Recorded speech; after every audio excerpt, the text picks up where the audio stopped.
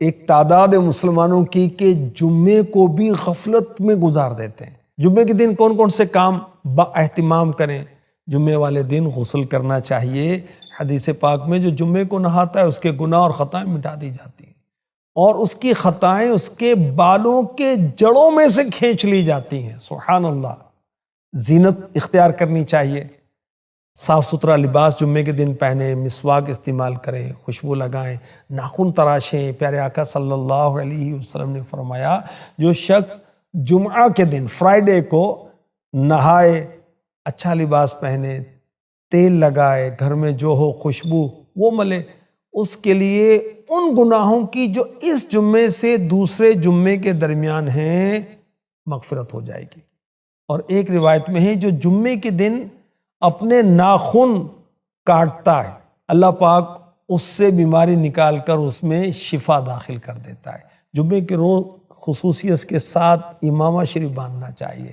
جی ہاں، ویسے تو ہر روز ہی سنت ہے، مگر جمعے کے دن با اہتمام، کیونکہ تاجدار مدینہ صلی اللہ علیہ وسلم نے فرمایا بے شک اللہ پاک اور اس کے فرشتے جمعے کے دن امامہ باندھنے والوں پر درود بھیجتے ہیں۔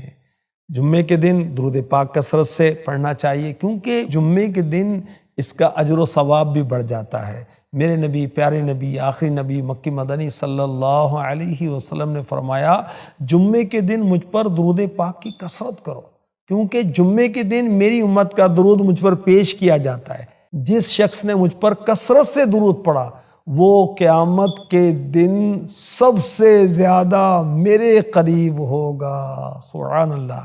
جمعے کے دن جامع مسجد کی طرف جلدی بھی کرنی چاہیے جس قدر ممکن ہو۔ میرے پیارے نبی صلی اللہ علیہ وسلم نے فرمایا جب جمعہ کا دن آتا ہے مسجد کے ہر دروازے پر فرشتے آنے والوں کو لکھتے ہیں، جو پہلے آئے اس کو پہلے لکھتے ہیں، جلدی آنے والا شخص اس شخص کی طرح ہے جو اللہ پاک کی راہ میں ایک اونٹ صدقہ کرتا ہے، اس کے بعد آنے والا اس شخص کی طرح ہے جو ایک گائے یعنی کاؤ صدقہ کرتا ہے، اس کے بعد اس شخص کی مثل ہے جو مینڈا شیپ صدقہ کرے، پھر اس کی مثل ہے جو مرغی صدقہ کرے، پھر اس کی مثل جو انڈا ایگ صدقہ کرے، اور جب امام خطبے کے لیے بیٹھ جاتا ہے تو فرشتے اعمال ناموں کو لپیٹ لیتے اور آ کر خطبہ سنتے ہیں۔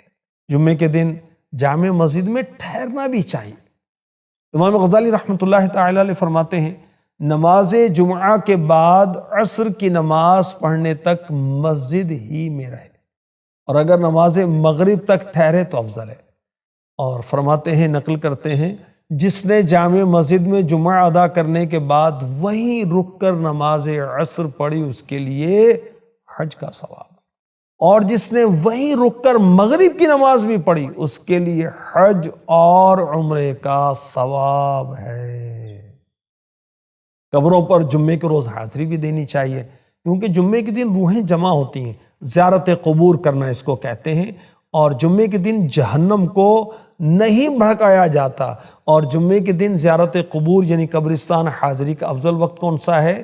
فجر کی نماز کے بعد۔ جو اپنے ماں باپ دونوں یا ایک کی قبر پر ہر جمعہ کے دن زیارت کو حاضر ہو، اللہ پاک اس کے گناہ بخش دیتا ہے اور اسے ماں باپ کے ساتھ اچھا برتاؤ کرنے والا لکھا جاتا ہے۔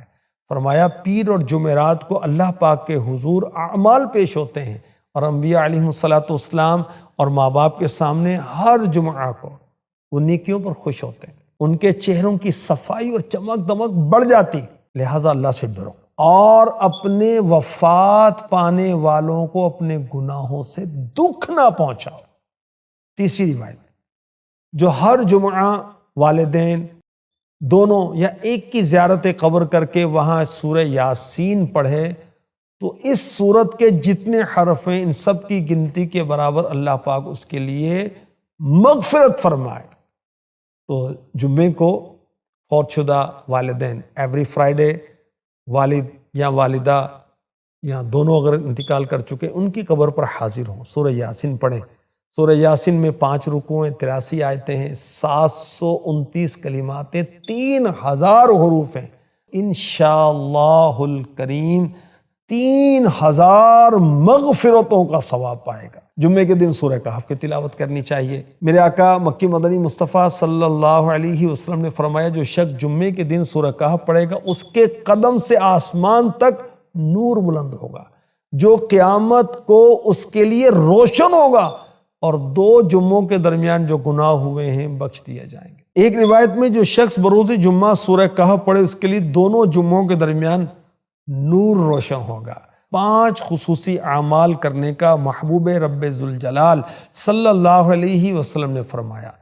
5 چیزیں جو ایک دن میں کرے گا اللہ پاک اس کو جنتی لکھ دے گا۔ نمبر 1 مریض کی عیادت، نمبر 2 نماز جنازہ میں حاضری، نمبر 3 روزہ، نمبر 4 نماز جمعہ کو جائے، 5 غلام آزاد کرے۔ اللہ پاک ہمیں روز جمعہ کی قدر نصیب فرمائے، اس میں